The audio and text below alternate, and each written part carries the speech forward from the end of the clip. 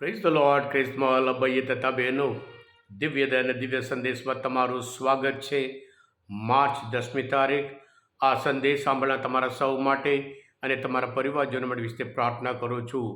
તમારા બાઇબલ લઈ લો, પ્રભુના વચન સાંભળીએ. બહુ અગત્યના જે વચન છે, અંતિમ ન્યાય વિશે પ્રભુ આપણને શું શુભ સંદેશ આપે છે તે સાંભળીએ. માથ્યુનો ગ્રંથ 25મો અધ્યાય 31થી 44મી કલમ સુધી. જ્યારે માનવ પુત્ર બધા દેવદૂતો સાથે મહિમાપૂર્વક આવશે, ત્યારે તે મહિમાભર્યા સિંહાસન ઉપર બિરાજશે. ત્યારે બધી પ્રજાઓને તેની સમક્ષ ભેગી કરવામાં આવશે.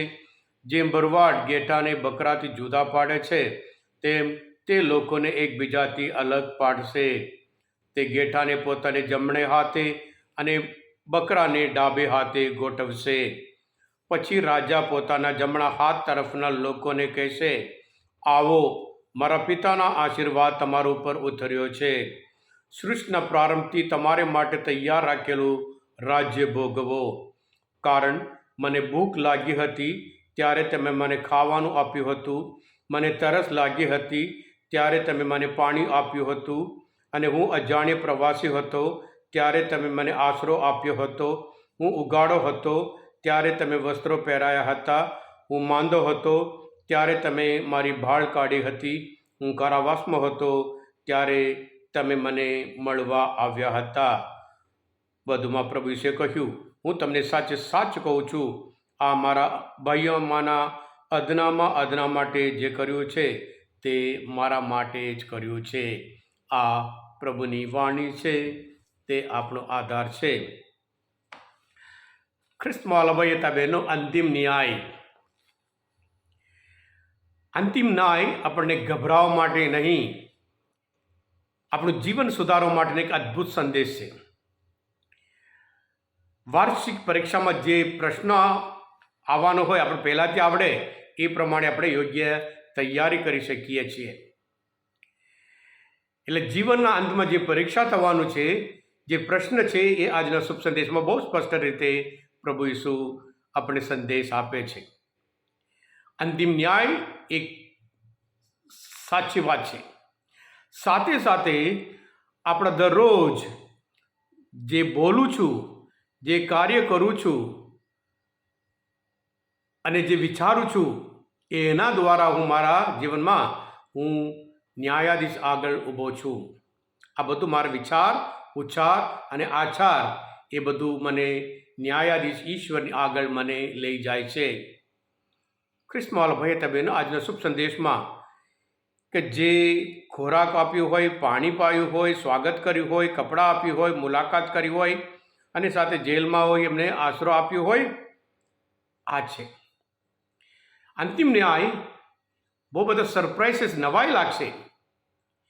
ત્યાં પ્રભુ ઈસુ જે 10 આજ્ઞાઓનું પાલન કર્યું કે નહીં પૂછવાનું નહીં, આ બધું ઉપવાસ કર્યો નહીં, બાઇબલ વાંચ્યો કે નહીં, ધાર્મિક બધા કાર્ય કર્યો નહીં, કશું જ પૂછવાનું નહીં. પણ ન્યાય આ સામાન્ય કામમાં, એટલે નવાઈ છે. જે ધર્મિષ્ઠ લોકો નવાઈ લાગશે, અમે આ બધું ક્યાં કર્યું? એટલે પ્રભુ કહે છે, અદનામાં અદના માટે જે કર્યું છે એ મારા માટે જ કર્યું છે. અને જે લોકો કર્યું નથી, અમે ક્યાં કર્યું? એટલે સરપ્રાઈઝ થવાનું છે, નવાઈ લાગવાની છે. પણ સાચી વાત એ છે, આપણે બધા ધીરે ધીરે દરરોજ આપણે ન્યાયાધીશ પ્રભુ ઈસુની પાસે ધીરે ધીરે આપણે જઈ રહ્યા છીએ. લાઝરુસના જે દૃષ્ટાંતમાં આપણે જાણીએ છીએ, લાઝરુસ ગરીબ માણસ હતો અને પછી જે અમીર માણસ હતો એને બિલકુલ ધ્યાન નહીં આપ્યું.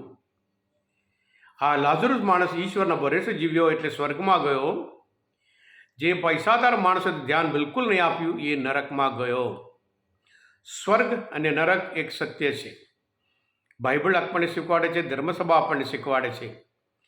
ખ્રિસ્તમાં ભાઈ હતા બહેનો, દરરોજ ખ્રિસ્ત યજ્ઞમાં આપણે ભાગ લઈએ ત્યારે શરૂઆતમાં જ આપણે સર્વસમર્થ પરમેશ્વર, હું આપની આગળ પાપનો એકરાર કરું છું, બુરું કરીને અને કર્તવ્ય ચૂકીને મન, વચન અને કર્મથી મેં અસંખ્ય પાપ કર્યા છે. ઘણી વખત આપણે લાગે છે આપણે ક્યાં પાપ કર્યા છે. પાપ બે પ્રકારના છે.